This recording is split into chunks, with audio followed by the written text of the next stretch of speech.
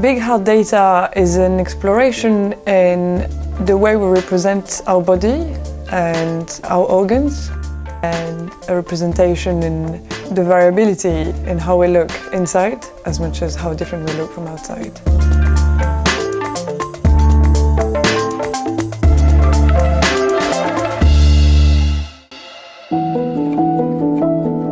The artwork is composed of an installation of 50 3D printed hearts from different patient scans, combined with modelization of a digital interface and animation work showing the variability of our organs.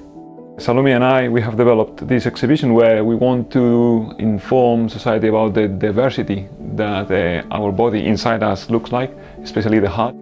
It's also a question to the anatomical standard we've been taught at school.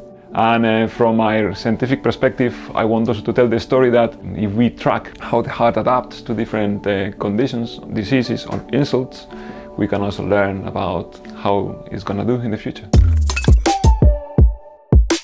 So we made a program to visualize what could change in a heart anatomy. And we attempted to visualize the variability of life, showing some key factors that could change how your heart looks. So the age is a major one. There is also a change from the left to the right ventricle, muscle thickness and the aorta. This essentially doesn't give you a diagnosis, but that was on purpose. So what we want is for people to play with sliders of life, essentially, and see potentially how a heart could look like, or different heart could look like. Something I discovered working with Pablo, what we call the range of variability compatible with life. And I'm hoping that by having this installation, seeing the variability of life and how seeing all those hearts, they work, but they're all different.